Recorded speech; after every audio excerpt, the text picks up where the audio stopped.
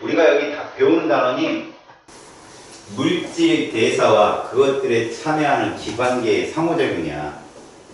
처음에 우리가 배우는 이 물질 대사 쪽으로는 어려운 건 아니거든. 그래서 내용 쪽을 먼저 본 다음에 그 다음에 문풀을 들어가도록 할게. 알았지? 자기가 그 수업 시간에 봤던 노트, 필기 잘 보고. 자, 일단 그 첫 번째 보면 물질 대사라는 말 있잖아. 결국 물질 대사가 제일 중요한 게 뭐냐? 인간이 아니면 생명체가 왜 물질 대사를 하느냐? 바로 얘들은 얘를 수반하기 때문에. 에너지 대사가 따라온단 말이야. 물질 대사를 통해서. 그치?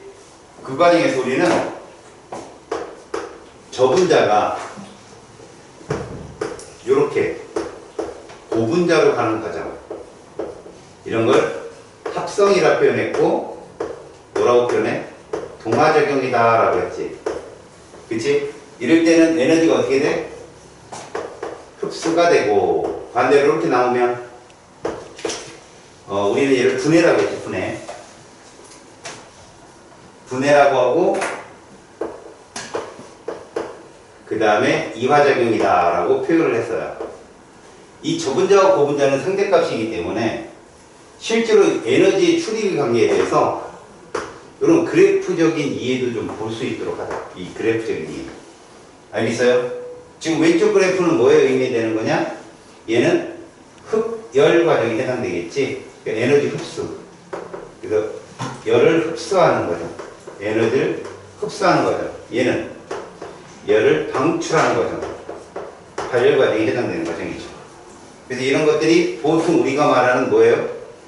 이화라고 부르고요. 이것이 동화라고 부르는데, 이런 물질 대사를 할 때 반드시 필요한 게 있어요. 누굽니까? 가운데서 도와주는 게. 바로 효소죠, 효소. 효소가 바로 이 역할을 해줍니다. 이 효소는 생체 정촉매라고 하죠. 자신은 반응하지 않고 반응 속도를 빠르게 해주는 거예요. 자신은 반응하지 않아요.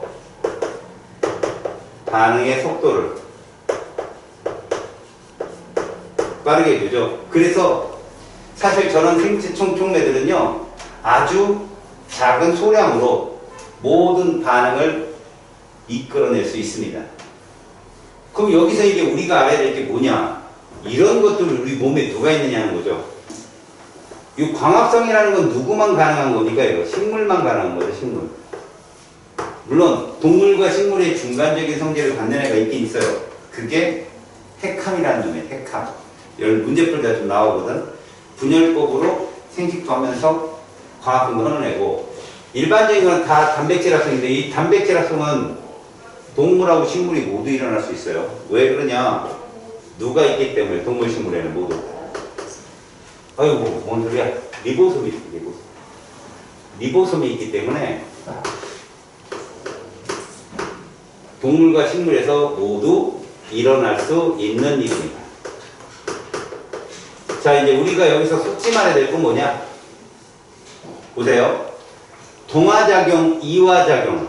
다시 말해서 세포 소기관에서 일어나는 일을 보면 광합성은 염록체죠, 염록체. 그죠? 그 다음 세포호흡은 미토콘드리아라고 보통 우리가 배워요.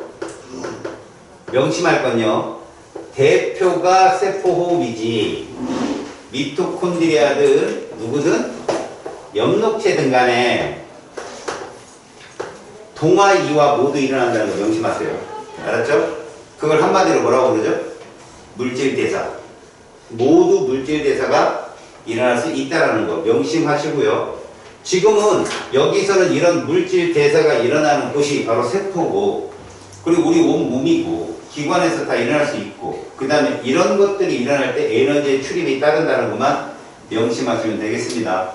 대표적으로 여러분들이 많이 시험에 나오는 게 뭐냐면, 얘가 제일 많이 나오죠. 이산화탄소와 물이요. 이 저분자고, 고분자는 이렇게 누가 된다? 포도당이 되는 거죠. 알았습니까? 이런 것들이 시험에 잘 나옵니다. 그래서 이 사이에 누가 존재해야 되고, 효소가 존재해야 되고. 희우야, 효소가 없어서 응? 물질 대사를 하지 못하는 애가 누구냐? 바이러스. 잘했어요. 생각이 잘하네요. 저는 훌륭한 거죠, 그죠? 바이러스는요, 생물적 특징과 부생물적 특징 모두 갖고 있는 애잖아요. 근데 결정적으로 효소가 없어갖고 물질 대사를 할 수 없다. 무생물의 대표적 특징입니다. 아시겠죠? 다음.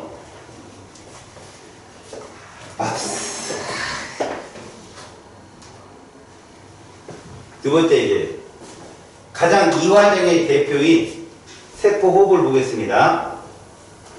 우리는 호흡이 총 3개가 있다고 봐요. 잘 봐요. 외호흡이 있고 내호흡이 있고요.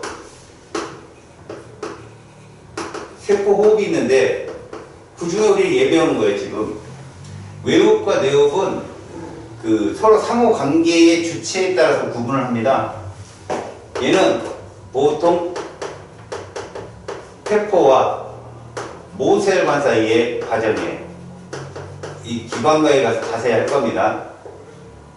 이들의 관계고요. 내호흡은 조직세포와 그 다음에 모세혈관 사이에 과정이 되겠죠? 이때 페퍼는 모세혈관 쪽으로 O2를 주고 모세혈관은 페퍼, 그러니까 우리 몸 밖을 말하는 거죠. CO2를 내보내고요. 조직세포는 모세혈관으로 O2를 받고 그 다음에 다시 CO2를 모세혈관에 넘겨주고. 그럼 이 둘은 뭐냐?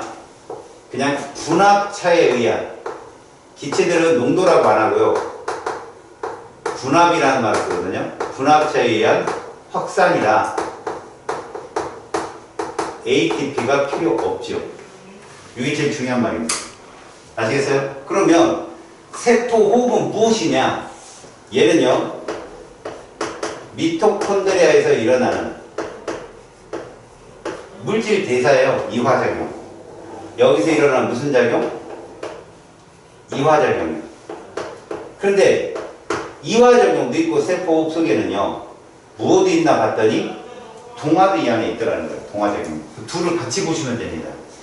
자, 세포 유기물을 산화시켜 생명활동에 필요한 에너지를 얻는 과정을 우리는 세포 호흡이라 하고, 중요한 거, 진핵 생물. 여러분, 진핵 생물은 원핵 세포하고 뭔 차이가 있을까요? 원핵 생물하고. 자, 원핵. 핵화. 잘했어. 원핵 생물 대표 누구 있어요? 세균이에요, 세균. 이 둘은 핵이 있다 없다의 차이가 있다고 그랬죠. 그래서 핵은 핵막으로 구분이 되는데 핵막이 없고 핵막이 있고 이 차이를 말해요. 알았습니까? 그래서 미토콘드리아라고 하는 것은 진핵생물 내부에 있는 세포 소기관이거든요. 스스로 자신의 DNA도 있고 그 다음 리보솜도 있는 아이예요. 이 아이가 일단 화학 에너지에 해당되는 포도당을 뭘로 바꿔주는 거다? ATP와 열에너지로 만들어내는 과정을 일단 우리는 세포호흡이라고 부른다는 거죠. 그래서 세포호흡이라고 하는 것을 여기 식으로 적어줬는데 이거는 이런 식으로 해석을 하면 좋습니다. 자, 이렇게 포도당이 있는데 얘가 호흡을 합니다. 그래서 이산화탄소와 이렇게 물을 내보낸다고 생각하면 탄소가 6개니까 CO2 몇 개 나와야 돼요? 6개. 수소가 12개니까 6개. 그래서 산소가 총 이쪽에 18개가 있죠? 근데 6개가 이쪽에 있으니까 12개만 있으면 돼. 이게 식이에요. 근데 이러고서 봐요. 열 에너지가 발생을 하거든요, 열 에너지가. 근데 이 열 에너지 중에, 알겠습니까? 한 34%. 따져보면 거의 40%라고 했는데, 완전히 34%로 나왔더라고요. 38 ATP로 저장을 하게 되는데요. 그 다음에 나머지 한 66% 정도가 방출이 되겠죠. 이때 이 38 ATP는 이 열에너지 일부가요, 어디에 쓰이느냐?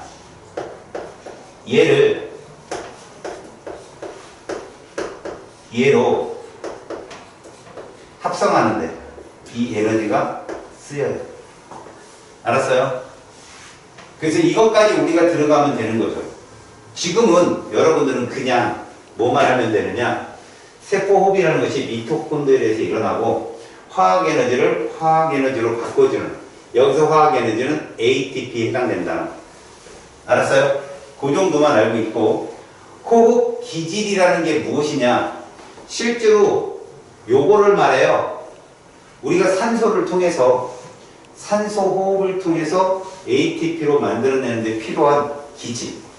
그게 탄수화물, 단백질, 지방이 있지만 이것을 직접적으로 우리가 이용하지 않고요. 소화를 통해서 분해할 수 있는, 흡수할 수 있는 형태까지 조각을 내죠. 그래서 탄수화물은 누구? 포도당으로. 단백질은 누구? 아미노산으로. 그래서 우리는 얘들이 추종산물. 포도당, 아미노산, 그 다음에 얘들은 지방산과 모노글리세리드. 이것들이 다 기질은 기질입니다만 이 중에 인간이 제일 많이 그리고 제일 빠르게 사용할 수 있는 게 포도당입니다. 그 다음에가 아미노산. 사실은 지방산과 모노글리세리드가 탄수화물 다음에 쓰이는 값인데 마지막은 단백질입니다. 그러니까 우리 몸에 단백질로 저장된 애들을 막 분해해서 아미노산을 바꿔서 호흡에 사용하죠. 그래서 여러분들 소말리아나 이쪽 그 식사하는 밥 못 먹은 애들 보면 배만 뽀록 나와 있잖아요. 마지막에 최초 근육량까지 다 빠진 형태예요. 그 형태. 알겠어요? 그러니까 이런 형태로 인간은 없으면 거기까지 들어간다는 얘기죠. 그래서 지금 보면 세포호흡이 일어나는 곳에 대한 얘기를 했는데 가장 우리 몸에서 물질 대사를 통해 에너지의 출입으로 설명할 수 있는 대표적인 곳입니다. 알겠습니까? 시험 문제 잘 나오겠죠? 충분히 잘 나옵니다. 이쪽은. 다음. 자, 광합성과 세포호흡을 비교하는 식이 좀 나와요. 이 식에 대한 계산은 여기서 선생님이 좀 식을 써줬잖아요. 이게 세포호흡이라면 이거 역반응이 뭐가 되는 거예요? 광합성이 되는데 요런 거 정도 알고 계세요. 자, 광합성은 말입니다. 식의 역반응식인데요. 실제로 여러분들 생투에 들어가면 사용되는 물의 양이 12H2O라고 나와 있어요. 그 다음에 생성되는 물이 6H2O. 우리는 간략하게 쓸 때는 양변에서 지워버려서 그냥 6H2O라고 쓰는데 실제로는 저렇게 씁니다. 참여한 물의 양은 12개 정도 되고요. 그걸로 인해서 광합성을 통해서 나오는 애가 6개의 H2O가 나와요. 가스 분해를 통해서. 알겠습니까? 그러면 이건 완벽한 식이고 우리한테 중요한 건 이죠. 에너지가 무슨 에너지가? 빛에너지가 무슨 에너지로? 화학에너지로 바뀌는 과정이 바로 광합성이다라는 거죠. 그리고 역시 무기물이 유기물로 변하는 과정이라는데 이 말은 요즘 잘 안 나와요. 왜 그러냐면 일단 유기물과 무기물이 경계가 사라졌어요. 알았습니까? 그래서 이산화탄소하고 암모니아가 합쳐서 요소를 만드는 과정, 그 과정에 보면 무기물과 유기물의 과정이 너무 경계가 없어져가지고 뭐 하지만 구분을 굳이 한다면 이런 부분, 문제는 학생들이 그래요. 유기라고 하는 것은, 유기물이라고 하는 것은 탄소가 포함됐고 무기물이라는 것은 산소를 포함하지 않았다라고 하는데 그건 아니고요. C와 H가 모두 존재한 상태의 물질들이 유기물이고요. 그러니까 뭐 이렇게 호흡을 통해서나 완전 연소를 통해서나 CO2하고 물이 나와야 유기물이라고 합니다. 그러니까 CO2는요 이미 생성물이잖아요. 그죠? 쟤는 무기물이라고 해요. 탄소가 포함했지만. 아셨죠? 그 다음 세포호흡이라는 게 있습니다. 포도당을 산소와 반응식인데 저 위에 광합성 반응식이 뭐예요? 역반응이 되겠죠? 그래서 화학에너지가 화학에너지로 간다라고 얘기하고 일부 에너지는 열에너지로 방출된다는 설명을 해요. 그리고 무기물이 유기물이 무기물로 바뀌는 과정이다. 그래서 우리는 이렇게 표현하죠. 우리 때는 무기물이 저분자거든요. 저분자가 뭘로 간다? 고분자로 가고 얘는 고분자가 뭐로 간다? 저분자로 가는 과정이기 때문에 얘는 무슨 과정이고? 동화 과정이고, 얘는 무슨 과정이다? 이화 과정이다 라고 정의를 하죠. 알았습니까? 이 과정에 대한 얘기입니다. 알았지? 어렵지 않죠? 다음. 자, 산소호흡과 무산소호흡에 대한 얘기입니다. 일단 산소호흡과 무산소호흡이란 이제 우리 몸이 그때그때 따라서 이 호흡을 적재적소에 사용을 합니다. 일단 여러분들이 여기서 볼 건 효율면이나 그 다음에 그들이 어떤 호흡을 통해서 어떤 형식의 물질들 그리고 생성물이 뭐가 다른가를 보세요. 일단 여기 써있는 말대로 산소로 호흡하는 것들은 산소호흡이라고 그러고 산소 없이 이화를 진행하는 것은 무산소호흡이라고 얘기합니다. 그래서 실제로 뒤에 무슨 말이 들어가 있나 봐보세요. 뭐라고 들어가 있어요? 발효란 말이 들어가 있죠. 이게 무산소 호흡을 칭하는 말이에요. 여기는 없지만 아세트산 발효도 여기에 해당되는데 우리 몸에서 아세트산 발효가 일어나려면 썩어야 돼요. 몸이. 이거는 저기 시궁창 있잖아요. 거기 막 냄새 나잖아요. 그 속에서 일어나는 게 아세트산 발효예요. 알았습니까? 이건 이제 우리 몸속에 다 일어나는 발효고요. 그럼 이들의 차이를 가만히 보십시오. 산소 호흡을 하는데 제일 중요한 건 이겁니다. 자, 다량의 ATP가 생성된다. 효율이 높다는 얘기죠. 근데 얘는 어떻습니까? 효율이 좀 낮아요. 그런데 얘들도 뭔가 일어나는 이유가 있겠죠? 얘는 시간이 오래 걸려요. 알았습니까? 그러니까 시간이 오래 걸려요.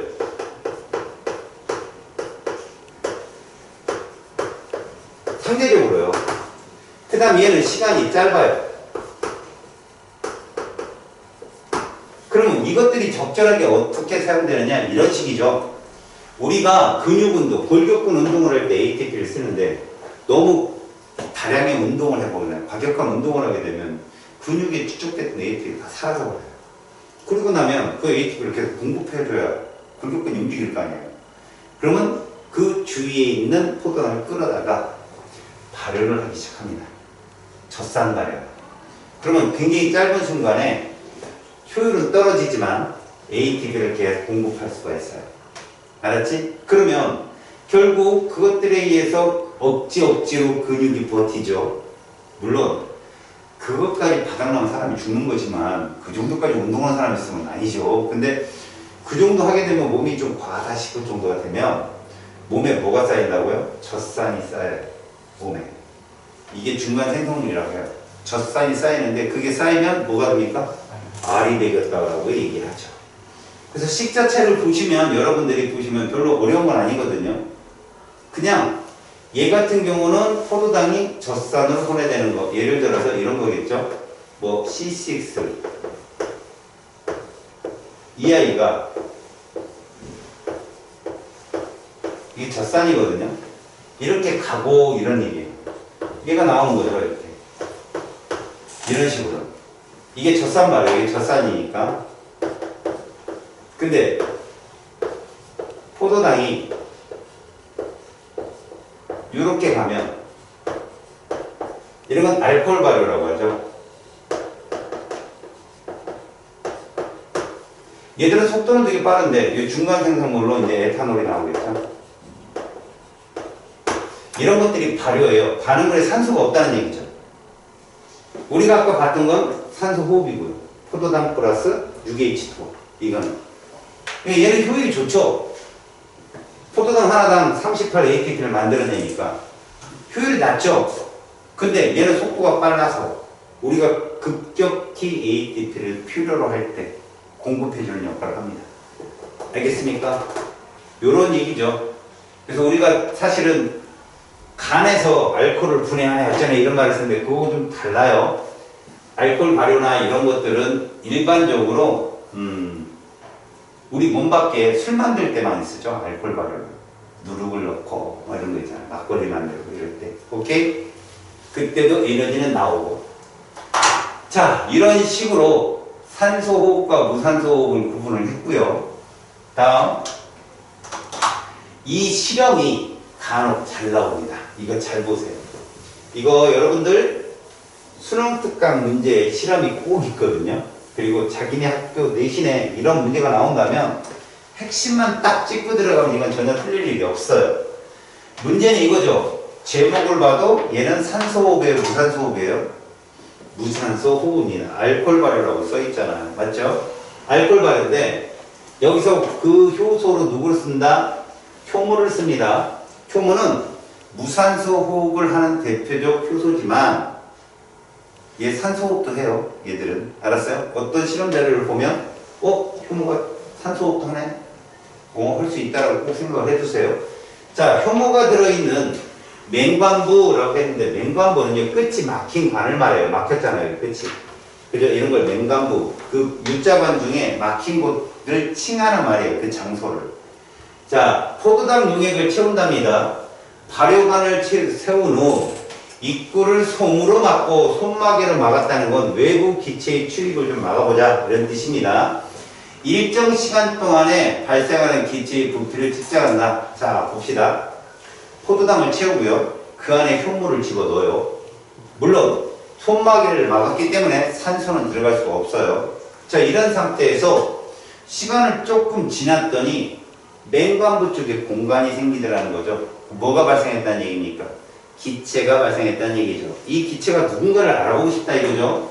그때 예를 듭니다만, 자, 여기서 KOH 용액이란 이거 사실은 염기성 용액이죠. 그죠? 염기성은 산성과 반응하죠. 그걸 중화 반응이라 하고요.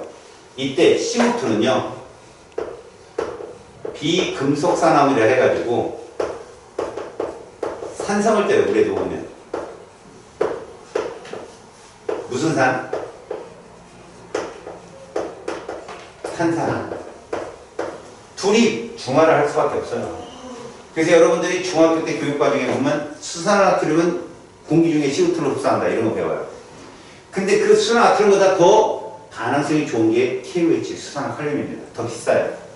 그래서 여러분들은 생명과학 실험에 KOH가 등장한다. CO2 흡수 꼭 기억하세요. 알겠죠? 그리고 아까 손막에는 외부 기체를 차단했는데 구체적이 누구다? 산소를 차단하는 역할을 한 거죠. 그런데 KOH를 넣었더니 얘가 빈 공간이 사라지더라고요. 저 누구다는 거죠? CO2라는 얘기예요. CO2. 알았지? 그래서 얘는 지금 포도당이 무슨 발효를 해서? 알코올 발효를 해서. 여기 중요한 건 여러분 아까 젖산 발효 때 CO2 나왔어요?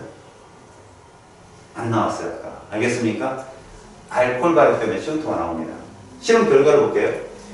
기체가 발생해서 맹관부 용액의 높이가 낮아지게 되는데 문제는 효모는요 O2가 없어도 기체를 발생하는, 그래서 반응을 하는, 포도당을 분해해서 기체를 발생하는 그런 반응을 하더라. 그래서 이 기체가 누군가 확인했더니 CO2더라. 그럼 결국 효모는 산소 없이도 얘를 이화시킬 수 있다 이런 거죠. 이해 갔죠? 시험 문제 어떻게 나오는 게 그제? 효모에 대한 얘기, 그 다음에 맹관부 실험에 대한 얘기를 정확히 알아두시기 바랍니다.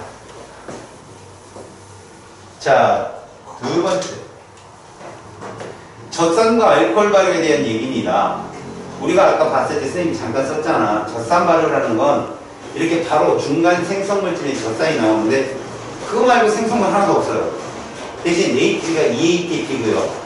알코올 발효는 이산화탄소가 발생해서 아까 우리는 효모를 통해서 이 실험을 한 거예요. 맹관부 실험으로. 얘네 아까 CO2 흡수하는 거 누구라고 했지? KOH. 꼭 기억하시고. 알겠지? 자, 일단 젖산 발효는 우리한테 중요한 거 근육. 알았냐? 골격근에서 많이 일어나고 알코올 발효가 일어나는 걸 봤더니 어디에서 많이 일어납니까? 얘들 같은 경우는 그냥 효모라는 거. 다시 말해서 진핵생물이나 단세포 등에서 들어가 있는 효모가 역할을 합니다. 우리 뭐 술 만들 때 많이 쓴다라고 생각하시면 되고요. 알겠죠? 그리고 여기서 실제로 미토콘드리아는 우리가 보통 어디서 일반적으로 산소 호흡을 하는데 관여를 한다고 하잖아요. 근데 발효는 미토콘드리아가 관여하지 않는다는 걸 명심하십시오. 그러니까 미토콘드리아 외 장소에서 일어나는 게 이런 발효입니다. 알았지? 미토콘드리아는 뭐만 한다? 산소 호흡만 합니다. 알겠냐? 오케이? 됐죠? 자, 이제 우리 요거 자주 나오거든. 호흡과 연소의 차이점이 무엇인가? 가장 중요한 건 니네가 그림을 볼 줄 알아야 되거든. 누가 빠르겠냐? 얘가 좀 빠르겠죠. 빠르다, 느리다. 빠르다, 느리다. 그리고 얘는 고온입니다. 여러분, 연소라고 하는 것은 세 가지가 있어야 되거든요. 연소의 3요소가 뭔지 알아요? 물질이 있어야 되고요. 높은 온도. 발화점 이상의 온도가 있어야 되고요. 그쵸? 산소 기체. 충분히 그게 필요한 거죠. 여러분, 그렇다면 여기서는 발화점 이상의 온도가 어느 정도 나왔더니 얘는 490도입니다. 고온이죠. 근데 얘는 그만한 온도가 필요 없다는 거죠. 36.5도시면 일어납니다. 이게 왜 그러냐고요. 여기서 하나, 우리가 효소라는 게 아까 생체 정통매력이었죠. 반응 속도를 빠르게 해준다고 그랬죠. 그럼 선생님이 이거 빨라야 되는 거 아닙니까? 그게 아니라 일어나지 못할 온도에서 반응을 잘 일어나게 도와준다. 예, 효소가 관여한다는 얘기죠. 효소가 관여한다. 알았죠? 그게 증거예요. 그러니까 반응이 잘 일어나지 않을 것 같은데 뭐한다? 효소가 관여를 해서 반응이 잘 일어나게. 그래서 이 단계마다 다 효소가 관여를 해요. 알았죠? 그래서 세포호흡이라는 건 느리게 일어나는 이유는 딱 하나죠. 이렇게 천천히 일어나야 에너지 하나하나를 디테일하게 일부를 저장할 시간이 필요해요. 알았지? 그래서 몇 ATP? 38 ATP라는 에너지 저장 효율을 갖고 있겠죠. 근데 둘이 공통점은 뭡니까? 일단 산소가 관여한다는 거 있고요. 그죠? 산소가 관여하겠죠. 그 다음에 얘들은 산화 환원 반응이 하는데 여기서는 산화 반응이라고 생각하세요. 산소가 관여하면 산화 반응이죠. 그러니까 온도가 올라가는 발열 반응이고요. 그 다음에 발생하는 총 에너지량은 같아요. 근데 그 형태가 다르죠. 얘들은 일단 열 에너지가 발생해요. 근데 연소는 열과 빛이 발생해요. 알았습니까? 빠른 반응이라 그래요. 우리는 열을 다 내보내는 게 아니죠. 얘들은 또 한 40% 효율로 ATP 저장을 하고요. 알겠습니까? 요런 식으로. 그러니까 빠르다, 느리다, 고온이다, 저온이다. 거기 저온일 때는 효소가 관여한다는 거 알아두시고, 그 다음에 일부를 효율성 있게 ATP를 저장하는데 얘는 그러지 못하다. 그런 것들, 공통점 같은 거, 차이점 같은 거 꼭 기억하십시오. 자, 이제 우리가 그렇게 말했던 호흡에서 ATP가 그런데 ATP가 도대체 무엇이냐? 보겠습니다.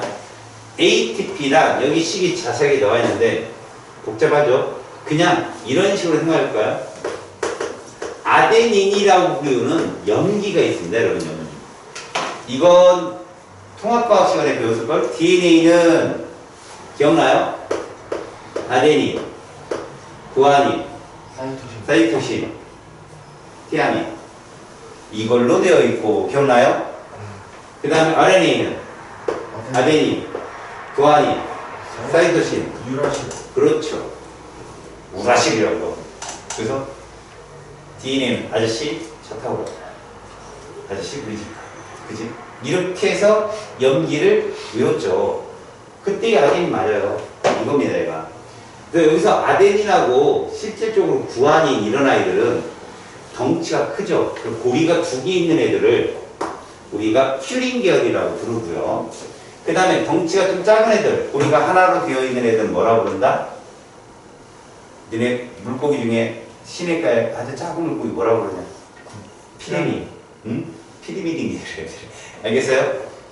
말도 안 되는 얘기를 막 하고 있지만, 그죠? 언젠가는 중독이 될 거야, 너네도. 알았지? 그런데 아데닌이란 말이 고리가 2개 있다고 그러는데 우리는 그냥 이렇게 쓴다고, 사실. 이 질소를 포함한 애들인데, 이렇게 아데닌 이런 식으로 포함. 그 다음에 여기 누가 있느냐? 요게 좀 중요하거든, 얘들아. 자, 이런 거예요. 봐. 얘가 5탄당이거든. 5탄당. 얘를 아데닌이라고 부른다면, 알았니? 여기 있는 애 있지, 요거. 이 아이. 이건 구조식인데, 얘들아. 선구조식에서는 있잖아. 꺾이는 데마다 누가 존재한다? 산소가 존재한다고 생각하면 돼. 얘 탄소 5개짜리야. 5탄당이거든. 얘 이름이 리보스야. 리보스 어디서 배웠니? 니들 DNA의 단위체가 뉴클레오타이드라는 거 배우지. RNA 단위체도 뉴클레오타이드라는 거 배우죠. 근데 DNA 단위체가 뉴클레오타이드인데 걔가 디옥실리보스라고 하죠. 산소가 하나 부족한 애들. 근데 리보스는 산소가 부족하지 않아요. 그래서 이 끝을 날려준다. 끝을 이렇게. 알았어요? 이렇게 양쪽에 O가 다 붙으면 리보스예요. 근데 한쪽만 O가 붙으면 산소가 부족하다. 디옥실리보스라고 부르죠. 바로 우리가 ATP라고 하는 아데노신 트리포스포시에는 리보스가 들어가요. 그래서 여러분 RNA 뉴클레오타이드와 ATP의 공통점 뭐라고? 5탄당 리보스를 갖는다. 알았습니까? 그 다음에 여기가 누가 붙느냐? 얘가 붙느냐? 이렇게 봐봐요. 무슨 기? 인상기라고 하는데 선생님이 그린 이 부분 보여요? 이 부분. 이게 고에너지 결합이라고 불러요. 요 에너지가 하나가 약 7.3kcal 정도 돼요. 끊어지네. 그럼 ATP의 의미가 뭐냐? 인산기가 알았어요? 몇 개 붙었다? 3개 붙었다. 3. 몇 개 붙었다고? 그럼 이 2개 붙으면 D. 다이라는 말을 써. 다이. 예. 아니, 다이. 이게 아니라 D. 알았어요? 그 다음 하나 붙었다. 1개. 그러면 모노라는 말을 씁니다. 이거는 뭐 스테레오, 모노 이런 그 듀얼 시스템이 있으면 알 텐데 모노는 한쪽에서만 들리는 거예요. 알았죠? 요런 거예요. 이게 생명과학에 쓰는 서수예요, 서수. 그러면 인산기가 3개 붙으면 뭐라고 한다고요? TP. 2개 붙으면 DP. 하나 붙으면 MP라고 합니다. 알았죠? 근데 그게 어디에 붙었냐고 바로 아데닌과 리보스를 통칭하는 요게 뭐라고 부른다? 아데노신이라고 부른다는 거예요. 아데노신. 그러니까 아데노신의 A, 그 다음에 트리에 T, 포스포이스의 P, ATP. 알겠습니까? 그러면 ATP는 고에너지 결합이 몇 개 있다? 고에너지 결합이 몇 개 있다? 2개 있고 이거죠. ADP는 몇 개 있다? 1개 있고 이런 뜻이라고 해석을 하시면 되겠네요. 그래서 여러분 봐봐요. 실질적으로 우리가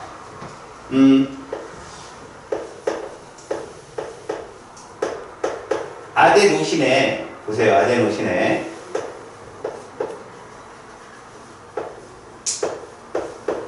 이렇게 인상기가 2개 붙어 있는 애가 누구라고요? ATP고요. 됐습니까? 여기에다가 인산기를 추가를 시키는 이때 알겠습니까? 인산기를 추가할 때 에너지가 들어온다는 얘기죠. 그럼 얘가 누가 된다? 그렇죠.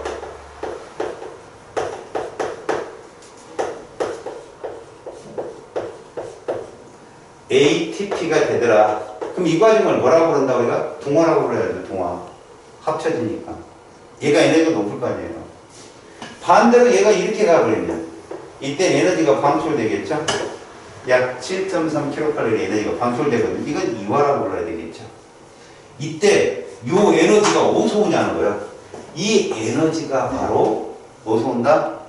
세포 호흡을 통해 나온다. 어디에서? 미토콘드리아에서. 질문, 미토콘드리아에서 ATP 합성 된다 안 된다? 된다. 거기서 합성이 됩니다. 그러면 미토콘드리아는 정확히 말하면 이화만 일어나는 게 아니라 뭐도 일어난다? 동화도 일어난다. 그래서 물질 대사를 다 할 수 있다. 꼭 외우라겠죠. 이 몇 개 있어요. 생명과학에서 당연히 그런 거. 무슨 얘기냐? DNA가 있다? RNA 반드시 있습니다. 알겠어요? 왜? DNA의 전령사 역할을 하는 게 RNA거든. 그 다음 세포 호흡을 한다. 이화작용을 한다? 무조건 동화도 일어납니다. 물질 대사. 알았죠? 기억을 해달라고.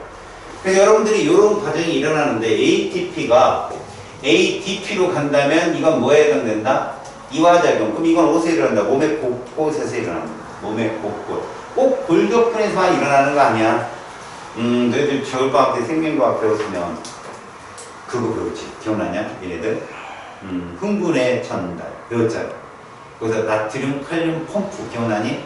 그때도 ATP 쓰인단 말이야. 거기도. 알겠지?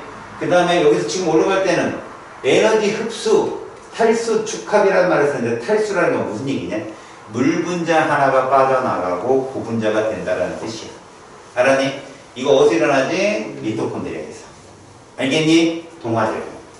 자, 그러면 이런 ATP는 몸의 곳곳에 가서 뭘로 쓰이느냐는 거야? 뭘로? 이거 봐봐. 이게 무슨 과정이지 얘들아? 동화죠? ADP가 ATP로 가는 겁니다. 에너지 어디서 온다고요?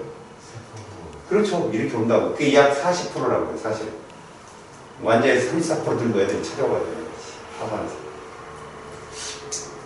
근데 직접 계산해줬어요.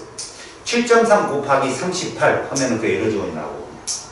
그 다음 포도당 하나당 686의 에너지를 발생하고. 나눠봐! 40% 나오는데. 그거 봐, 얘가 틀렸지? 왜 34%라고 했는지 이해가 안 돼. 다시. 이게 몸의 곳곳에 가서 ATP가 ADP로 가면서 7.3kcal만큼 에너지를 발산하잖아. 그게 인간은 골격근이 그런 데 사용되죠. 그 다음에 뭐 물질이 합성할 때도 사용됩니다. 에너지가 필요하니까요. 합성할 때는 에너지 흡수가 돼야 되잖아요. 단백질 합성에도 그렇고요. 발전, 발광. 발전은 누가 하는 거죠? 전기 변정을. 발광은요. 반딧불이. 이런 애들이 ATP로 이용해서 에너지를 생성됩니다. 근육운동 받고요. 물질운반 뭐 배웠어요? 나트륨, 칼륨 펌프가 이거예요. 물질운반. 그리고 여러분 이거만 있는 게 아니에요. 배설에서 여러분들 그거 배웠지? 세뇨관에서 모세혈관으로 100% 제흡수되는 거 누구라고 배웠어? 그 포도당하고 아니면서 너 왜 이래 오늘? 방금 자고 일어나고 개운해요. 물이보다 훨씬 나아요. 그죠? 이거죠. 다음 물질운반에 그거 말고 또 하나 있죠? 우리가 소화를 할 때 여러분 소화를 할 때 음식물을 소화시키고 음식물이 소장에 융털에서 흡수되는 그 원리가 확산이거든요. 근데 이것도 시간이 지나면 몸 안에 농도가 더 진해지잖아요. 나머지 거를 더 빨아들이려면 ATP를 씁니다. 그때는. 알았습니까? 그래서 밥 먹고 소화시키는데도 지쳐요. 너무 심한 사람은 식곤증 쓰러지고. 다음 항상성 유지에도 ATP가 사용된다는데 그건 뭐 당연히 여러분들 체온 유지나 이런 것도 쓰이겠죠. 그리고 물을 제흡수할 때도 바소프레시 제흡수하고 뭐 이럴 때도 그런 거에 씁니다. 아시겠죠? 됐습니까? ATP 아파트 쓰면 끝난다 니네들. ATP 조심해라니. 진짜로. 자, 우리가 이제 지금 배워야 될 게 기관계라는 곳이에요. 여러분 우리가 생명현상을 볼 때 세포가 모여서 뭐 되었어요? 조직. 그렇죠. 조직이 모여서 뭐가 되었죠? 그 기관들이 모여서 된 게 누구야? 개체. 기관계예요. 이게 동물에서 나오는 거거든요. 식물은 기관계가 없고 조직계가 존재하거든. 이 D가 바로 개체입니다. 우리가 지금 배우는 것이 요 지점이에요. 얘들을 물어보겠죠. 이 기관계에 속한 기관이 뭐냐. 특히 소화기 쪽에서 많이 함정이 나오니까 그때 구분 잘 하세요. 자, 소화기. 여기 보세요. 입, 식도, 위, 소장. 자, 제가 체크한 거 잘 봐요. 얘 시험 진짜 많이 나와요. 간. 알았어요? 간도 소화기의 계통입니다. 또 하나, 여기는 없지만 항문. 항문도 소화기입니다. 배설기 아니에요. 그 다음 대장 잘 나와요. 대장. 나머지는 여러분 소화액이 분비되는 곳이기 때문에 니들이 헷갈릴 일이 없어요. 그래서 어떤 놈이 그러대. 식도에서도 소화액이 나오네. 그건 아니지. 연결 통로인데 그죠? 여러분 이 목구멍에는 식도 말고 또 무슨 통로가 있죠, 여러분? 기도, 기관지가 있어요. 그래서 글로 음식 넘어가면 어떻게 되죠? 살이 들린다고 하죠. 그죠? 그런 겁니다. 소화계는 그래서 대장, 간, 항문 꼭 알아두시고요. 여기 보면 효소는 발생하지 않는 곳이 식도, 대장, 간, 항문. 여기 항문에서 효소 나오면 좀 웃기겠죠, 그죠? 그러니까 거기서는 효소가 없는데 간은 효소는 아니지만 소화를 돕는 누가 생성되죠? 아는 사람? 네? 효소는 아니지만 지방의 소화를 돕는 이게 분비되죠. 만들어지죠. 무슨 즙? 배즙. 그렇죠. 쓸개즙 있죠. 쓸개즙. 배즙은 네가 먹는 거 그죠? 쓸개즙. 알았습니까? 네. 여러분 순환계 볼게요. 순환계는 가장 대표적인 게 심장이에요. 심장. 그리고 동맥, 정맥. 그래서 순환계는요 내신에 잘 나와요. 그래서 뭐 우리가 굳이 뭐 체순환계라든가 폐순환계를 뭐 자세히 알 필요는 없겠지만 시험에 잘 출제되는 것이 얘죠. 여기는 없지만 폐동맥이요. 그 다음에 폐정맥이요. 이건 나중에 꼭 구분해서 공부할 수 있도록 합니다. 알았지? 여러분 동맥, 정맥, 모세혈관 중에 야 그냥 얘기해봐. 어떤 애가 가장 몸의 단면적이 넓을까? 몸의 단면적. 몸의 제일 면적이 넓은 애가 동맥, 정맥, 모세혈관 중에 모세혈관이 제일 넓어. 그 다음 누굴까? 동맥. 정맥이야. 정맥은 관은 넓은데 알겠어? 외벽이 얇죠. 동맥은 혈관병이 두꺼워요. 빠름이 얘들의 바로 차별이니까 빠르게 가야 돼요. 산소, 영양분을 빠르게 공급해야 되겠죠? 근데 정맥은요, 쓰레기 잔뜩 모아고 저쪽에 올라오면 돼요. 알겠습니까? 그건 이제 나중에 여러분 배우시고. 호흡계. 아까 호흡은 3개 있다고 그랬어. 무슨 호흡? 외호흡. 그 다음? 내호흡. 마지막? 세포. 그렇지. 우리는 세포호흡 배웠단 말이야. 그럼 외호흡과 내호흡은 다 뭐? 확산에 의한 거. 그래서 폐, 기관, 기관지 이거 다 외호흡에서 작용하는 기관 이름이에요. 알겠습니까? 다음 배설계. 요건 콩팥에서 시작되죠. 그죠? 콩팥에 있는 것들. 콩팥, 오줌관, 방광 이런 것들. 뭐 콩팥, 깔때기 뭐 이런 것들이 있죠. 이런 것들이 다 여기에 해당되는 애들입니다. 노폐물을 내보내는 거죠. 근데 이들 기관계는 모두 뭐로 이루어져 있어요? 세포. 그래서 어디든 세포호흡이 일어납니다. 명심하세요. 세포로 구성되어 있기 때문에. 그래서 이거 많이 틀려 애들이. 알았니? 자, 그럼 요 과정을 가만히 보십시오. 이 소화계나 호흡계나 배설계나 그리고 하다못해 신경계나 모두 연결해주는 건 누구다? 순환계입니다. 중간에 있는 애들. 얘들이 모든 걸 연결해주는 도로와 같은 역할을 해주죠. 됐죠? 여기까지? 자, 일단 소화계를 먼저 보겠습니다. 역할. 자, 영양소를 부지런히 물에 채워냈구나. 자, 보세요. 영양소를 잘라내는 역할인데 여러분 먼저 소화의 종류부터 차분차분하게 잘 배우세요. 학교에서 자세히 배울 거니까. 소화는 기계적 소화가 있고 화학적 소화가 있어요. 물론 물리변화와 화학변화 이렇게 구분해도 좋아요. 그럼 얘들은 누가 관여한다? 효소가 관여한다는 거고, 얘는요 몸의 기관이 관여하는 거죠. 그래서 여기 보시면 저작운동, 치아, 혼합운동 뭡니까? 위에서 얘들을 뒤집어 음식물을 섞는 과정. 그리고 뭐 연동운동 이런 말도 쓰는데요. 꿈틀이 운동, 뭐 소장에서 음식을 밀어내는 운동이에요. 밀어내는 운동. 그래서 이들 뭐 어렸을 때 체하고 그러면 할아버지 할머니가 우리 이 새끼 어쩌고면서 쭉쭉 밀어주면 다음 거 푹 나와서 나왔어 이런 요거 연동운동 도와주는 거거든요. 근데 이것도 이렇게 돌아가는 게 있대요. 니들이 보기에도 이제 이쪽 방에 시계방향으로 돌려야 됩니다. 반대로 돌면 체한대요. 그 지방의 유화 이거 누가 하죠? 쓸개즙이요. 어디서 만들어진다 했죠? 가나 이자. 친자? 명치. 너 나중에 이자 아니야? 킬러 하지 마. 내가 여기 두드리면 넌 어디야? 잠깐만. 여기서. 심장. 야, 나 그 킬러가 이 새끼야. 저기 심장, 난 왼쪽이니까 저놈도 왼쪽. 거기 간이야, 그쪽은. 그지? 서로 반대로 봐야지. 그러니까 여기가 간이고, 그 다음에 이쪽이 심장이잖아. 간에서 만들어져서 어디로 분비돼? 쓸개로 분비되는 거야, 쓸개. 그래서 옛날 사람들이 쓸개에서 나온다 해서 쓸개 집인 줄 알았는데 만들어지는 건 간인 거라는 거지.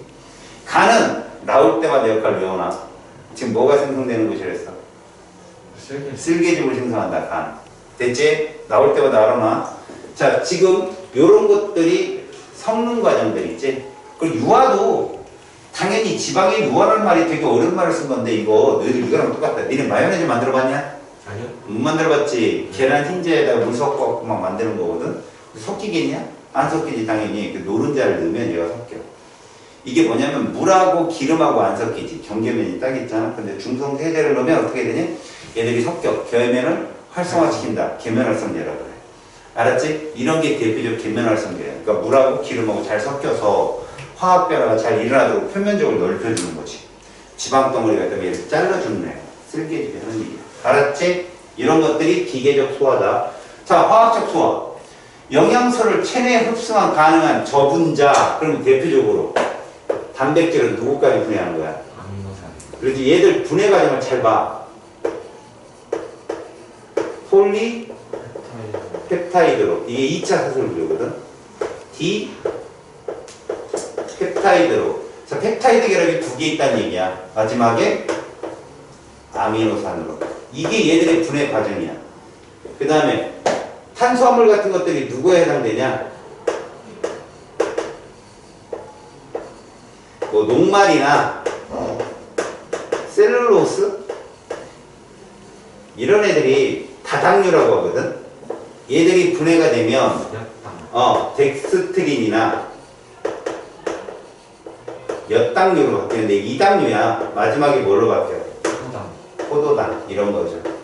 그 다음에 지방은 바로 그냥 다이렉트로 지방인데 중성지방을 말하는 우리가 말하는 거. 지방산 두 개와 뭘로?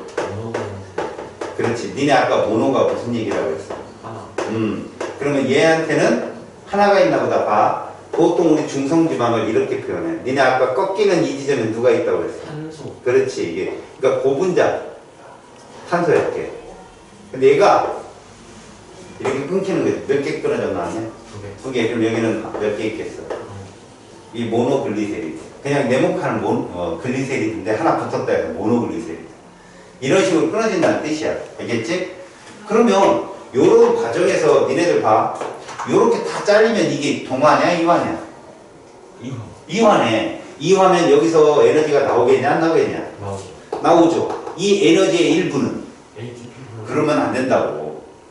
그건 미토콘드리아에서만 일어나는 일이야. 그럼 방출.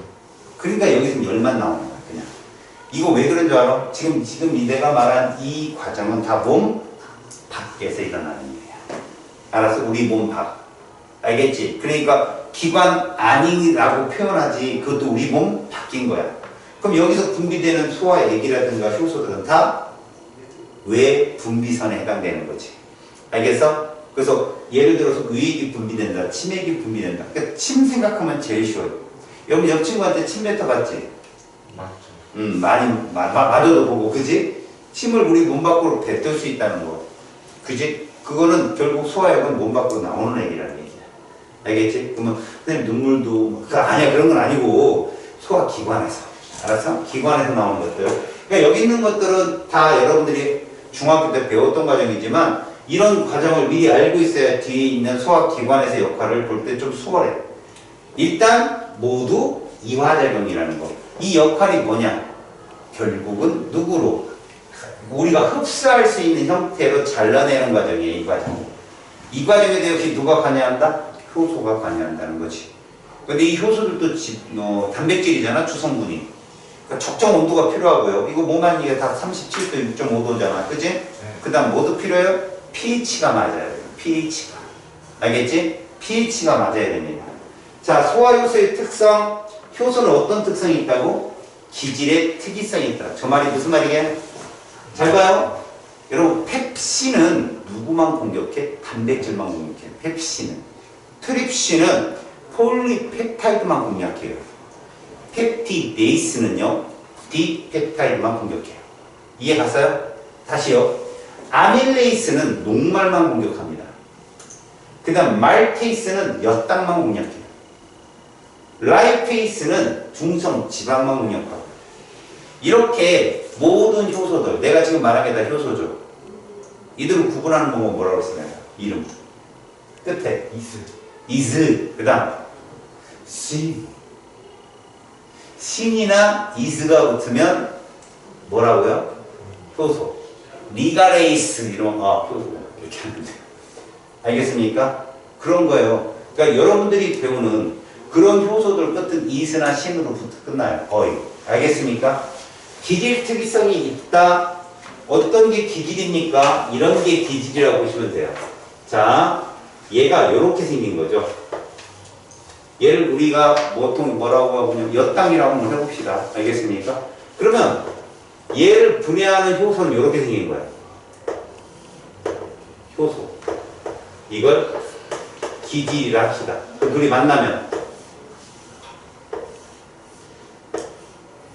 이렇게 되겠죠.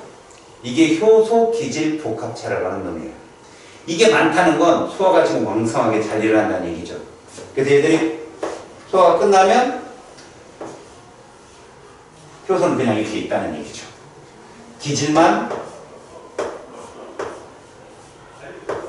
이런 식으로 끊긴다는 얘기죠. 그러니까 아주 미량의 효소는 엄청 많은 기질도 시간이 걸리지만 다 소화를 시킬 수 있다는 얘기죠. 알았죠? 그래서 얘를 뭐라고 불렀어요?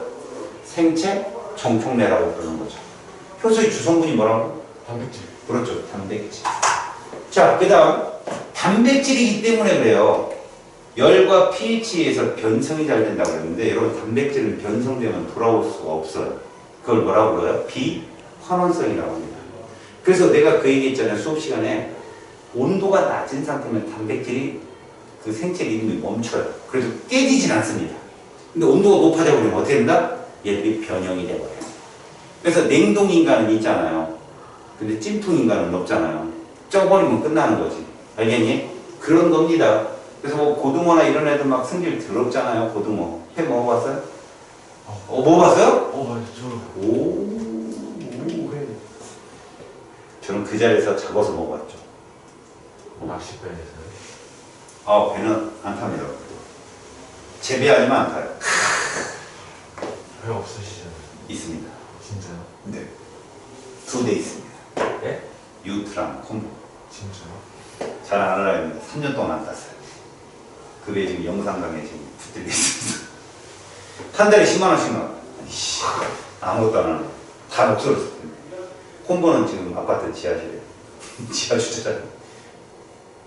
매달 담배 넣고 가고 있어요. 경비에. 아저씨가 뭐라고 치우라고. 한참 좋아했어요. 탔는데. 갑자기 후회가. 그 고등어들이 승질이 들었거든. 걔들은 약을 타거나 조언으로 각 활어의 매장으로 보내요. 그렇지 않으면 죽어요. 고등어는요, 잡잖아요. 그냥 죽어요. 물속에 넣어도 죽어요. 승질을 못 이겨요. 걔들은 그래서 나중에 고등어 낚시 하다가요, 고등어 미끼가 크릴 새우거든요. 크다가 떨어지잖아요. 고등어 잘라서 묶어서 넣으면 먹어요. 지 동족도 먹어요. 살벌해요. 한 마리 딱 잡으면 여기서 줄이 막 옆에 있는 사람 다 엉키고 고등어 낚시를 해야 하는 게 재밌어요. 문제는요, 이런 것들이 일반적으로 저온 상태에서는 얘들이 보관이 가능하지만 단백질은 고온이 되어버리면 변성이 되죠. 돌아올 수가 없다. 그런 거죠.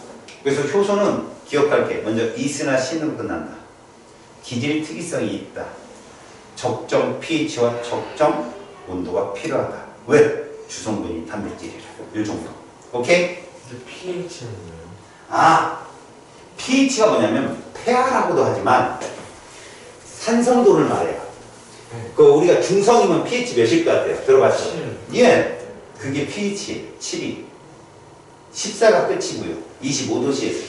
그래서 7보다 낮으면 산성도가 크다고 그러고 pH가 7보다 크면 염기성도가 크다고 얘기해요. 나중에 4강 가서 그 과학에서. 일단 여러분 영양소의 소화 과정 우리가 아까 봤죠? 여러분 이거 그림을 딱 보세요. 입에 들어가면서부터 분해되기 시작하는 게 누굽니까? 3대 영양소 중에. 탄수화물. 그러네요. 탄수화물이 제일 먼저 분해되기 시작하죠. 누구에 의해서? 소화액인 침액에 의해서. 소화액 알아두시고 그 안에 들어있는 효소 꼭 알고 계세요. 침액에 의해서 어떻게 된다? 얘가 대충 끊겨요. 뭘로? 뭐 덱스트린이나 엿당 정도로. 그러니까 엿당은 전 단계가 덱스트린이에요. 알겠죠? 당이 한 4개, 5개, 6개 묶여있는 애는 덱스트린이거든. 그럼 몇 당으로도 끊어지고 아니면 당으로도 덱스트린은 존재하고, 근데 남학생들은 거의 덱스트린이겠죠? 밥을 마시잖아요. 이렇게 마시잖아요. 여학생들은 조곤조곤 씹어먹는데 남학생들은 마시죠. 하고. 왜? 빨리 굶쳐야 되니까. 그죠? 점심시간에 놀아야 되니까. 그러니까 여기서 소화가 안 된 니들은 알고, 니들 몸이, 야, 우리 주인님은 여기서 소화 못 시켜. 왜? 그러면 그냥 삼키거든. 그러면 이제 어디에서 이 자리에서 다시 한번 안면에서 또 나오죠. 알았어요? 그러다 보니까 입이나 소장이나 pH가 비슷해야 돼요. 7이나 8 정도 비슷합니다. 그래서 알겠지? 자, 그러면 입에서는 일단 녹말이 소화가 됐어요. 단백질, 지방 멀쩡합니다. 알겠습니까? 자, 그러면 잘 봐요. 이제 얘기를 들려줄 거예요. 음식물이 식도를 따라 내려가잖아. 식도가 좀 길죠. 식도를 따라 내려가기 전에 관문이 있어요. 관략근이. 그게 분문부라는 곳이에요. 관략근이 있다고요. 그럼 거기를 들어가면서 약간 멈칫해요. 왜 그러냐? 일단 위로 들어가게 되면요. 요 위로 들어가게 되면 잘 보세요. 이 위에서 누가 소화되나 보세요. 단백질. 그렇죠. 다시 말해서 위액이 분비되는데 이 펩신이 제법 pH가 작습니다. 산성이 세다고요. 그럼 생각을 해보세요. 우리 몸에 단백질이 아닌 기관이 있나요? 없죠. 우리 몸은 거대한 단백질 덩어리잖아요. 그럼 이 펩신이 나와버리면 위도 녹일 수 있죠. 그래서 위벽을 보호하기 위해서 먼저 뮤신이 나와요. 뮤신이. 그러니까 음식이 넘어가는 이 와중에 신호를 보내서 야, 주인님이 음식 먹었다. 빨리 위벽 보호해. 뮤신이 나와서 위벽을 살짝 보호해요. 그리고 소화액이 나오거든요. 위액이라는 애가. 위액이 나오게 되면 위액 속에 누가 들었냐면 펩시노겐과 염산이 들었어요. 이거 펩시노기잖아요. 쳐보세요. 외분비선은 나오는데 외분비선 자체도 단백질인데 그럼 펩신이 나오다 다 녹일 수 있잖아요. 그럼 끝장이잖아. 그래서 활성화되기 전 펩시노겐의 형태로 나옵니다. 염산도 나오고요. 주세포에서 펩시노겐, 부세포에서 염산이 나와서 염산을 만나는 순간 얘가 활성화를 떼요. 펩신으로 변신을 해요.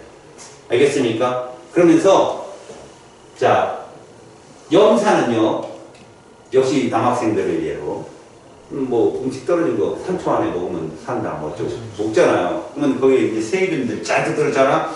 바로 그 염산이 그런 거 살균 작용도 해줍니다. 그리고 가끔 먹을 때는 뭣도 먹고 그래, 애들이. 무엇이요? 예, 뭐 먹잖아. 뭐, 앞정 그런 것도 처먹고 막, 음식물에 넣어놔도 좋다고 먹고. 그럼 주인님이 뭘 먹을지 뻔히 아니까, 야, 다 부식시켜야 될 거 아니야, 걔들도. 그래서 살균작용 외에 이물질 제거 역할을 많이 합니다. 누가? 염산이요. 그럼 염산은 괜찮아요? 그러니까 뮤신이 보호하고 있다니까. 아니 여기서 염산이 나오는데 염산 자체는 네. 단백질을 소화시킬 수는 없어요. 효소를 활성화시켜주는 역할을 하는 거죠. 알았어요? 네. 자, 일단 나왔습니다. 그래서 펩신이 일단 단백질을 찝쩍찝쩍거려요. 실제로 여기 보면 얘들은 폴리펩타이드를 끊어낸다고 그랬는데 여러분들 단백질마다 고기들마다 맛이 다른 걸 알고 있죠. 쇠고기, 그 다음에 돼지고기 맛이 다 다르잖아요. 그것들을 3차 구조에서 풀어내는 역할도 하고요. 그것들을 잘라내는 역할도 하는데 그게 굉장히 길어요. 사슬 구조를 굉장히 긴 사슬을 짧은 사슬로 잘라내는 역할을 한다고 생각하시면 돼요. 그게 폴리펩타이드입니다. 나머지 못 건드려요. 뭐 미처 소화 안 된 밥프레기 이런 것도 못 건드리고요. 지방도 못 건드려요. 그럼 일단 위 안에서 음식물이 잔뜩 섞여 있을 겁니다. 알겠습니까? 얘들이 섞여서 계속 이런 혼합작용을 해요. 계속 혼합작용합니다. 어느 정도 시간이 지나서 이 혼합을 할 때 이 움직임이 몸이 느껴요. 이거 이제 대충 잘 섞였나 본데? 그러면 요 끝이 있죠. 위 끝. 요 끝으로 봐봐. 이렇게 올라와 있잖아요. 음식물이. 그러니까 얘가 위에서 눌러줍니다. 눌러서 음식물이 쭉 밀리겠죠. 요 밑에 또 관략근이 하나 있는 거예요. 거기가 유문부예요. 거기서 싹 열리면서 위액이 이제 위하고 액이 섞여 있는 음식물이 내려갑니다. 근데 pH가 2.5잖아. 근데 딱 들어가서 맞닥뜨린 데가 12지장이라는 것이요. 어떤 사람이 쟀는지요. 아기 손가락 12마디인데 그거보다 짧아요. 어떤 단지증 환자 걸 쟀는지. 하여튼 고기를 들어가면 우리가 깜짝 놀래 몸이. 깜짝 놀라서 너네 깜짝 놀라면 관략근이 다치죠. 고구마 찌다가 누군가 확 놀리면 고구마 잘립니다. 그런 거랑 똑같아요. 음식물이 나가서 탁 멈춰요. 그럼 그 소량의 음식물만 12지장에 머무는데 그때 누가 옆에 있던 이 기일이라는 놈 있죠. 옆에 여기 기일이라는 놈. 여기 기일이 있습니다. 이게 췌장이라는 놈이에요. 이자. 거기서 3대 영양소를 소화시킬 수 있는 모든 뭐가 효소들이 와 몰려 나옵니다. 그때 진두지휘를 하는 애가 누구냐? 효소는 아니지만 탄산수나트륨이 있어요. 니네 주방에 있는 베이킹파우더예요. 걔가 따랄따랄 애들 끌고 나옵니다. 근데 옆길에서 누가 쑥 나와요. 누구예요? 간에서 만들어지네? 이상. 아니. 셀게제. 간에서 만들어지고 쓸개에서 분비되는 애. 그거 하나만 외우라니까. 그치? 쓸개즙이지? 막 따르는데 쓸개즙이 쑥 껴. 나도 같이 가. 우르르 그냥 몰려 나옵니다. 알겠어요? 나와서 막 싸우죠. 누구랑? 주인님이 미처 소화 못 시킨 바프렉이랑 싸우고 아멜리에서 저렇게 막 바프렉하면서 이렇게 때 부시는 거죠. 그 다음에 여태까지 거의 누구 하나 건드린 거 없었던 지방이 갑자기 라이프에서 이거 와 끌고 막 이래갖고 문제는 탄산소나트륨은 왜 제일 먼저 앞장서 들어갔을까요? 위액이 넘어왔잖아요. pH 2.5짜리 중화시키는 거. 알겠습니까? 그래서 이 안에서 막 엄청난 전투가 벌어집니다. 트립신 얘들만 골라 내려 폴리페트 잘라내 막 잘라냈더니 막 나는 안 돼 2명 붙어가고 나는 안 돼 이런 애들이 이제 디펩타이드 알았습니까? 그러면 이제 좀 이따가 장액에서 제2 출전 선수가 등장하죠. 펩티데이스라는 거. 트리핀 형님 잠깐만 졸쟁이들은 제가 처리해. 그래 그럼 처리해. 펩티데이스 마지막에 아밀레이스 다 잘라냅니다. 그리고 이제 아밀레이스는 어때요? 입에서도 출전을 했죠. 그 출전한 아밀레이스 형님들은 다 어디서 전사해요? 여기서 전사하는 거죠. 위에서. 왜? 단백질이니까. 걔들은 그냥 뭐 위에 나오는 순간 다 죽어요. 눈물을 흘리면서 이자에 있던 아밀레이스. 우리 전 제너레이션 형님들이 다 죽었으니까 우리라도 나와서 싸웁니다. 그럼 이제 말테이스들이 나와. 마지막에 정리해. 분명히 포도당. 야, 포당이를 쓰고 야, 너 저기 있고 아밀레이스 이런 식으로. 그래서 이 소장에서 모든 흡수할 수 있는 형태를 모두 잘라내는 역할을 해요. 그게 마지막 장액이에요. 장액. 그러니까 장도 소장도 소액을 내보냅니다. 알았습니까? 자, 이렇게 되면 이제 소장의 역할은 뭡니까? 소장의 역할은 흡수죠. 비로소 우리가 흡수할 수 있는 형태까지. 근데 여보세요. 이 안에는 소장 안에는 압이 규환이겠죠? 아무리 죽여도 100% 다 못 죽일 수 있어요. 그러면 막 피해서 남은 놈들끼리 뭉칩니다. 야, 우리끼리 뭉쳐야 돼. 야, 저 아밀레 쏜다. 야, 우리 숨겨. 뭉칩니다. 걔가 누구예요? 똥이에요. 걔가 똥이에요. 뭉쳐있어요. 그러면 뭉쳐서 우리는 안 되고 뭐 같이 내려갑니다. 그 걔들을 뭉치게 하는 역할을 하는 게 뭐냐면 물이거든요, 사실. 뭉치는 거. 촉촉촉 뭉쳐요. 그거 가지고 어떻게 소장을 지났어요. 이제 살아나 그랬더니 대장에서 뭘 빨아들여요? 물만 빨아들이는 게 애들이 지치죠. 알겠습니까? 그 마지막에 시원한 고구마 향이 퉁 나는 거. 그러니까 그거는 음식물 쓰레기의 노폐물이 아니라 다시 먹어요. 왜? 동의보 가면 똥이 맞은데 효과가 있어요. 흥부가 똥을 타서 끓여서 먹었다는 있어요. 실제로 기록이 그게 그거랑 별개로 상상해버렸어. 자, 이렇게 되면 자 정리해볼게요. 잘 보세요. 녹말 아밀레이스 이 입에서 일어나는 소화기관 입에서 엿당으로 바꿉니다. 이것이 어디에 와서? 소장에 와서 말테이스. 사실은 그런데 보세요. 침이나 이자액이니까 입하고 어디를 거친 거예요? 소장을 거친 겁니다. 지금. 왜? 이자액은 12지장 벽을 통해서 나오거든요. 근데 이미 소장에서 벌써 아밀레이스가 엿당까지 다 분해를 시킨 상태에서 장액에 있는 말테이스가 이렇게 이당류인 엿당을 단당류인 포도당으로 바꿔놓는 거. 이게 흡수 형태예요. 다음 설탕. 이것도 이당류거든요. 근데 누구? 수크레이스. 설수 이런 애들이 그죠? 그러니까 이당류의 종류가 엿당도 있고 설탕도 있고 뭔 당도 있어? 젖당 이렇게 그죠? 이 이당류의 종류가 있겠는데 수크레이스는 포도당과 과당 설탕과당 그죠? 이거 5탄당이거든. 사실 젖당은 포도당 갈락토스라는 역시 똑같이 봐요. 과당만 빼고 나머지 다 6탄당이에요. 6탄당 탄수가 6개짜리 그래서 우리 다 C6H12O6라고 쓰는 게 얘들이에요. 알겠습니까? 이 과당이 5탄당이고 그러니까 각각 엿당은 말테이스 설탕은 수크레이스 젖당은 락테이스 이렇게 있어요. 알겠어요? 이런 효소들이 각각 분해돼서 얘들을 다 분해하는 역할이 바로 소장에서 마무리가 끝납니다. 다음 단백질 펩신 위에서 일어나죠. 위에 염산하고 같이 나와서 얘를 대충 폴리펩타이드로 끌어내면 이자액 속에 들어있던 트립신이 나와서 얘를 펩타이드로 장액 속에 있던 펩티데이스가 나와서 마지막 아미노산으로 분해하는 과정. 이게 다 이화 과정입니다. 이화 과정. 그럼 여러분 소화가 끝나고 나면 자 트립신은 계속 남아있다는 얘기죠. 효소니까요. 알겠습니까? 자, 그 다음 지방은 역시 라이페이스 이자액 속에 들어있는 애죠. 지방산과 모노글리세리드로 잘리는데 이때 도와주는 애가 누구라고요? 쓸개즙이에요. 이때 도와주는 애 쓸개즙. 자, 다시 펩신이 폴리펩타이드로 끊어지게 도와주는 역할을 하는 애가 누구라고요? 염산이요. HC. 알았어요? 이런 애들이 여기서 계속 관여를 하는 거죠. 그럼 여러분 결론적으로 이 과정을 보니 우리가 이렇게 분해한다면 봐봐요.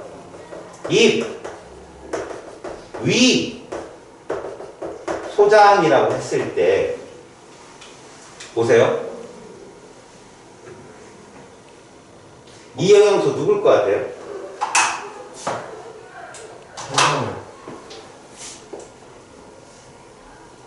이 영양소는 누굴 것 같아요? 지방.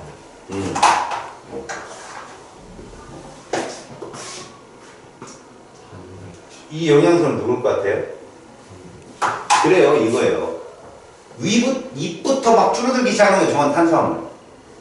그 다음에 위까지는 멀쩡히 있다가 갑자기 소장에서 줄어드는 거 저거 파란색은 지방이 되겠죠. 중성지방. 그럼 저 노란색은 누가 된다? 단백질이죠 뭐. 위에부터 소화되니까. 그런 얘기라고 얘기했지. 알아듣겠지? 누가 제일 먼저 소화돼? 탄수화물이에요. 탄수화물. 그래서 우리는 기초대사에서 배우겠지만 탄수화물을 제일 많이 에너지로 쓰는 거예요. 그럼 우리 몸에는 3대 영양소 누가 제일 적게 남아있다?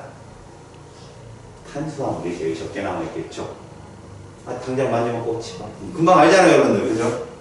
니들은 근육 뭐 이제 하겠죠. 근데 정말 이런 데는 없잖아요. 그죠? 그러니까 탄수화물이 제일 적게 남아있다라고 생각하시면 됩니다. 아셨죠? 그러니까 탄수화물은 제일 많이 에너지로 쓰여요. 제일 많은 에너지는 탄수화물. 그래서 여러분들 강냉이 다이어트 뭐 이런 거 있잖아요. 근데 연락 처먹으면요 나중에 이게 지방으로 남아요. 계속. 알겠습니까? 그래서 그 김신영인가 걔가 처음에 다이어트 실패했을 때 강냉이 다이어트를 했대. 근데 살이 찌더래. 그 인터넷 주문하면 강냉이 푸대로 온다네. 하루에 한 푸대씩 먹자. 그래 살찌지. 그렇게 하면 안 되지. 운동을 적당히 하면 돼요. 진짜로. 운동하면 한번 빠지잖아요. 그럼 진짜 쭉 빠져요. 한번 빠지기 시작합니다. 와. 자, 이제 이렇게 분해된 영양소 흡수할 거야. 아까 니네 배웠지? 영양소 흡수할 때 처음엔 무슨 형태로 이동한다 그랬어? 영양소. ATP 필요 없는 거. 고농도에서 저농도로 물질이 이동하는 현상. 확산. 잘했어. 확산이야. 근데 확산을 막 하다 보면 이제 농도초가 생기지. 그럼 이제 거꾸로 그지? 우리 몸 안에 있던 영양소가 밖으로 막 빠져나오겠네. 그지? 뭘 끄떡거리야. 씨. 어떻게 그러면 사람이 어떻게 살아? 우리 몸이 농도차가 생기잖아. 그 다음부터 에너지를 써서 강제로 저농도에 있던 물질을 고농도로 끌고 들어와. 그게 무슨 수송이지? 능동수송이라는 거야. 그걸 능동수송. 나트륨 편연분포가 능동수송하는 거야. 알았니? 자, 여기 보시면 소장의 구조가 이렇게 주름으로 돼 있대. 융터로 돼 있다는데 이거 무조건 표면적을 넓힌 거야. 무조건 표면적을 넓힌 거다. 알겠지? 표면적이 증가하는데 가운데 우뚝 솟은 게 암주관이란 거 아니고 주위에 이렇게 파란색도 있고 빨간색도 있고 니들은 거의 뭐 흑백으로 보니까 남잖아. 그지? 그렇게 얼기설기 섞여 있는 애들이 노쇠일 거 아니야. 알았니? 그러니까 암주권과 모세혈관에서 영양분을 흡수하는 형태가 달라. 일단은 양분을 흡수할 때 잘 봐라. 모세혈관은 누구를? 단당류, 아미노산. 결국 수용성 영양, 수목. 수용성 영양소는 어디로 흡수한다? 모세혈관, 흉털에. 그 다음에 지방 어디로 흡수한대? 암주권. 지용성 영양소는 암주권에서 흡수한다. 그럼 여기 한번 볼까? 이자, 아밀레이스, 말테이스 이거 수용성이잖아. 그러니까 어디로 흡수돼? 이게 모세혈관에 있는 거, 여기로 흡수되는 거. 트립신, 펩티데이스 이거 누구야? 아미노산이잖아. 그렇지? 결론적으로 아미노산 어디로 흡수돼? 모세혈관. 자, 라이페이스에서 끊어진 이 지방산과 모노글리세리드는 여기로 흡수되지. 이 라인으로. 뭐라고 해 이걸? 암주관이라고 얘기하는 거지. 이해 갔니? 자, 지용성 양분을 볼까? 지용성 지방과 지방산, 모노글린 이런 거 다 지용성인데 비타민 ADK, 비타민 ADK 얘들의 경로를 잘 보면 얘를 지나간다는 거. 어디? 가슴관. 이쪽에 라인을 타고 지나가는 가슴관이야. 가슴관. 근데 좌쇄골이 있지. 쇄골. 이 아래쪽으로 지나가서 심장으로 들어가. 그래서 소장이 여기 있잖아. 치고 좌쇄골로 들어가서 대정맥 쪽으로. 알았니? 이렇게 들어가는데 얘들 같은 경우가 그래. 지용성 양분은 암주관이 제일 중요해. 소장님 그래 암주관. 알겠죠? 자, 요것들이 이동하는 과정을 봐라. 자, 쓸개즙이 딱 나가서 거대 지방을 이렇게 잘라낸다. 무슨 역할을 한 거야 이게? 유화. 이 계면활성제의 역할이라고. 계면활성제는 말이다. 물하고 친한 부분과 기름하고 친한 부분 두 개를 다 갖고 있어. 추파추스 막대기 설탕처럼. 그럼 동그란 부분, 막대기 긴 부분 어디 빨아먹냐? 그렇지. 손잡이 빨아먹으면 바보잖아. 그지? 위에. 그러니까 동그란 부분이 수용성이고 좀 길쭉한 부분이 소수성 아니면 친유성이라고 생각하면 돼. 그래서 얘들이 막 섞여. 지금 보니까 추파추스 막대기 설탕 같은 동그란 애들이 밖을 향하고 있지. 이게 소화액이라 물속에 존재하기 때문에 이런 거야. 안쪽에 막대기 설탕 손잡이 같은 애가 푹푹 찔러놨잖아. 이렇게 만드는 거. 유화. 그래서 이것들이 들어간다는 거지. 근데 잘 봐라. 잘라져서 들어가서 나중에 어떻게 하냐. 합체 효율이 좋아져. 그래서 얘들이 그람당 9kcal. 알았어? 그래서 지방은 9kcal. 지구. 이래. 그죠? 자, 종류. 수용성. 포도당, 아미노산. 자, 여기 한번 봐봐. 누구? BC. 카드는 뭐라고? BC 카드. 이게 수용성이야. 알겠어? 걔들은 반드시 누굴 지난다? 간을 지나는데 여기서 중요한 게 하나 있네. 뭐냐? 들어봐라. 간 소장의 모세혈관에서 가문맥 여기서부터 여기까지 존재하는 놈이 누구냐? 얘를 많이 물어본다. 얘 누구니? 암모니아. 암모니아가 어떤 영양소가 분해될 때 생성되는 물질이지? 단백질이야. 그럼 얘가 간에서 뭐로 변한다? 요소로 바뀐다. 알았어? 얘가 뭐로 바뀐다고? 요소로 바뀐다. 요소로 바뀌어. 이산화탄소랑 합쳐져가지고. 이것을 오르긴, 아르긴, 오시아라고 시트롤린 이런 애들이 이제 오시아, 오르니텐 헤로를 통해서 만들어지거든. 간은 뭐를 합성한다? 요소 합성. 이제 두 개 배웠네. 간은 뭐를 생성하고? 쓸개즙. 그 다음 뭐를 합성한다? 요소 두 개 배웠네. 됐지 여기까지? 자, 그러면 또 하나 배울게. 자, 이 가문맥을 포도당에 들어가잖아. 그지? 여기로 이동하잖아. 포도당이. 그지? 포도당이 간에 가면 이런 거야. 우리가 식사를 하잖아. 포도당량이 많아지지. 근데 우리 몸은 항상 혈액수에 포도당이 일정해야 되거든. 그게 항상성이잖아. 그럼 남는 포도당을 저장하겠지. 포도당을 뭘로 저장해? 우리 몸에 있는 유일한 다당류. 글리세롤. 그건 모노글리세리드의 옛날 말이 글리세롤이다. 그 글리코젠이라는 거 있어. 글리코젠. 그러니까 포도당을 글리코젠으로. 그러니까 봐라. 첫 번째 쓸개즙을 생성하고, 두 번째 요소를 합성하고, 마지막 글리코젠을 합성하고. 그러니까 혈당량 조절한다. 알겠니? 간이 하는 역할. 혈당량까지 조절한다. 알겠지? 그래서 조절이 끝난 혈액이 간정맥으로 나가. 그럼 결론. 강맥과 간정맥에서 누가 혈당이 일정하다? 여기가 일정하다. 식사하면 얘는 엄청 높아지고 운동하면 엄청 떨어져. 근데 여기는 일정해. 누가 역할을 하는 거라고? 간. 알았지? 그래서 나중에 니네 여기 문제로 이런 문제가 있다. 봐라.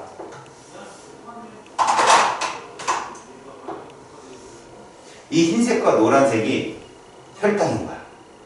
혈당. 그럼 이 모습이 뭐냐? 이게 간, 문맥의 혈당 모습이야. 흰색과 빨간색. 알겠어? 흰색과 빨간색 중에 우리는 식사를 하면 어떤 색깔로 갈까? 하얀색. 흰색으로 가겠지? 그럼 빨간색은 정상이야. 내 말 들어봐. 이게 간, 정맥의 혈당이고 이게 간, 문맥의 혈당인 거지. 그럼 요 정도 되면 식사했을 때고, 그지? 요 정도 되면 운동할 때 같잖아. 그지? 그럼 이게 이제 정상이랬잖아. 내가 정상. 그럼 요만큼 남는 거 아니냐 지금. 이거 뭘로 저장된다고? 글리코젠으로 저장되는 거지. 이게 누가 역할을 하고? 간의 역할인 거야. 알았지? 그럼 흰색 라인의 저 포도당량은 간 문맥의 측정량이고, 빨간색은 어디 거야? 일정하다 보니까 간 정맥의 혈당이 되는 거지. 이거를 맞춰주는, 빨간색으로 맞춰주는 역할을 하는 게 누구라고? 간이라는 얘기야. 간은 너무 중요한 거야. 간 보지 말라고 그래서. 그렇냐? 자, 여기 한번 볼까? 탄당류 뭘로 합성되어 간에 저장한다? 글리코젠.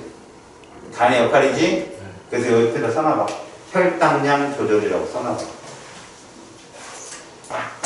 지방은 피함이 간에 저장을 하는데, 여러분 간에 저장하는 지방은 간지방이 되게 위험해요. 간을 딱딱하게 만들거든. 아미노산, 체내 단백질로 합성될 때 이용하는 이 아미노산은 말이다, 몸에 퍼져 있다. 세포 안에 들어가 있어. 유사시에는 우리가 정말 아무것도 못 먹었을 때는 얘를 이용해서 양분을 쓰지만, 일반적으로 퍼져 있어서 누가 리보솜이 tRNA한테 야, 이 아미노산 데려와. 그럼 언제든지 끌고 올 수 있도록 주변에 퍼져 있어야 된다. 굉장히 중요한 역할. 우리 몸에서 합성되는 게 별로 없으니까. 자, 이제 이 그림을 잘 보자. 그림. 여기서 그림에 보면 니들이 봐야 될 건 바로 간문맥이야. 일로 지나가서 간을 거쳐 가는 애들이 뭐라고? 수용성.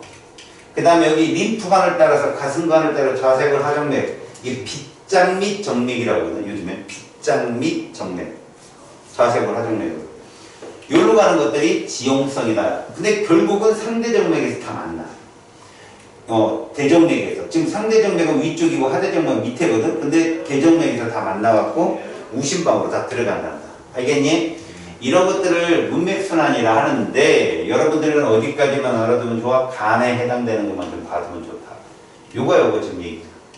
이게 뭐라고? 수용성, 수모, 지용성, 지암, 수모, 지암, 간, 글리코젠, 뭐라고? 합성.